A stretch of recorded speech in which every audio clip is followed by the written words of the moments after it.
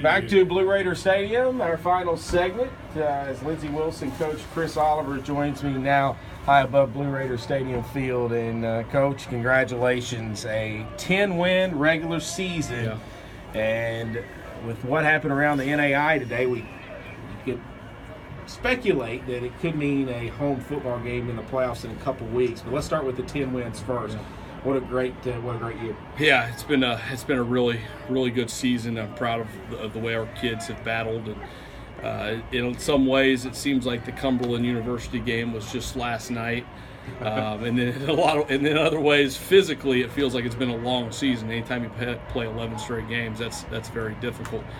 But really proud of our kids, and it's been a very good year. I'm glad we're not done yet.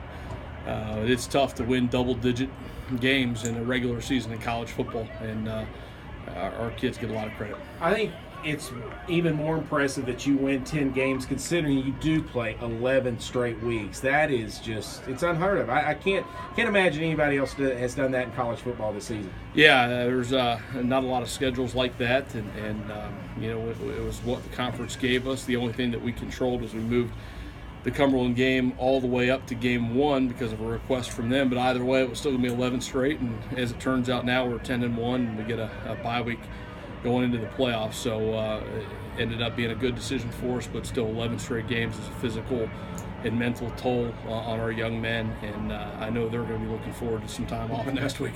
Let's talk about this game because there was so much ebb and flow to the game. They did a great job, did Bethel, taking away your receivers. I've never seen us have so few catches out of our receiving core, which dominate games at times. You got to give them credit. Even though you put up 52 points, they did a pretty good job defensively, especially on your receivers. Yeah, absolutely. They came out and played what most people call man under coverage with 2 deep safeties over the top. And I think when we look at the video, I bet they were playing man under 2 deep coverage probably 80% of the snaps, if I had to guess, which is going to take away a lot of those opportunities down the field. But what it does is create some situations where you can run the football. And we did that. I thought our guys responded well. The first half was a little ugly in the pass protection. We just had a few errors. One of them, we called the wrong protection from the sideline, and that's my responsibility. We ID'd a couple fronts. It was a little inconsistent. So there were just some things there in pass pro, but we felt like we had 114 rushing yards at half, even with the sacks. And we said, wow, we're really running the ball well, and we came out and did that. And it was one of those days where we took what they gave us, but it still comes down to our offensive line, our tight ends, our guys doing their job, and getting the job done in the running game, and we did that today. Jalen Sublet's had an unbelievable senior season. Just a great kid. He becomes the first Blue Raider ever to run over 200 yards in a game, sets a single season program record twice now. He did it earlier in the season and then again. And Blake Eagleton had a solid day as well.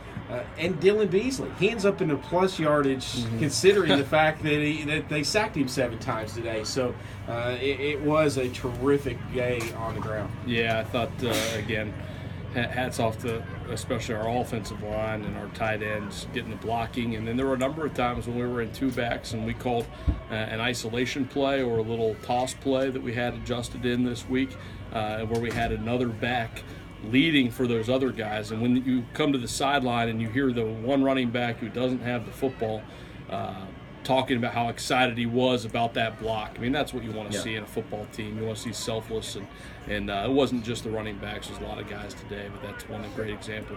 Defensively, you +4 in the turnover battle, 4 takeaways today. Pitched a shutout in the 4th quarter, and that's when you really needed your defense to step up, and they did. Yeah, I thought our defense did a really good job today. They're an explosive offense. One of those touchdowns obviously was a punt return, and returned by statistically the best punt returner in the nation. You saw why he's leading the nation in that statistical category today. I pulled him aside after the game, and I made sure he was graduating soon, and told him I was going to get him a graduation present because I'm glad he's gone. But he's a special player, but I thought our defense played really well. The biggest thing is when you look at that game, it was 38-31. they had all the momentum. Yeah. We came up and gave up the safety to make it 31-31. They go and score. It's 38-31. For us to outscore them 21-0 the rest of the way, to have all the momentum on that side of the field with their sideline and their fans, that shows a lot of character. And I'm proud of the way our guys came back. We didn't hang our heads.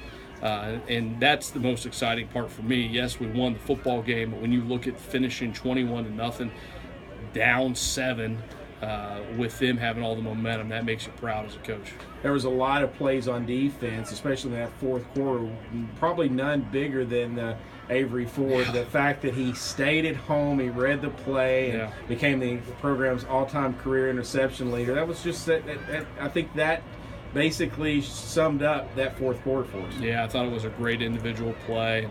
I thought we obviously had it covered, stayed home. We're very disciplined on that one. And, I know that stat has been hanging out there all year. Then Avery Ford's next interception will make him the career leader. It's great to have it in such a huge fashion, really to sort of ice the game. Coach, 10-1 season. I'm not sure that back in week 1 on that Thursday night down in Lebanon when we're heading into the fourth quarter trailing that I know you were only concentrating on that particular quarter that was coming up. But when you look back, and there's still a long way to go in this season, there's still a lot of November football to play. When you look back, is there one moment where you think, you know what, we can win double digits in the regular season? Well, I think that night we didn't know probably how good we could be. You still think back to that night where Cumberland U has proven that they're a good football team. They've beaten some good football teams. They had a new offensive system, and we had 5 of our 8 linebackers on the 2 deep had never played a down of college football. That's right. So you look back at that maturity, and then we come out against Lyon. And I think when we took it to Georgetown a little bit in the fourth quarter, I think that was a confidence builder. And Georgetown's a very good football team. We have a lot of respect for the way they run their program. And I think when we separated there in the fourth quarter, our guys really started to believe in what we could do. But the bottom line is, we preach about the process and going 1-0 each week. And we as coaches can set that vision, and if our guys don't buy into that, then it doesn't matter. And I think our guys have bought into that, and it's exciting to see that. And whoever we get in the first round of the playoffs, we're just trying to go 1-0. 52-38, Lindsey Wilson wins it here this afternoon to go 10-1 during the regular season. Coach, I'm going to say for the first time this season, enjoy your bye week. We will. That's LW.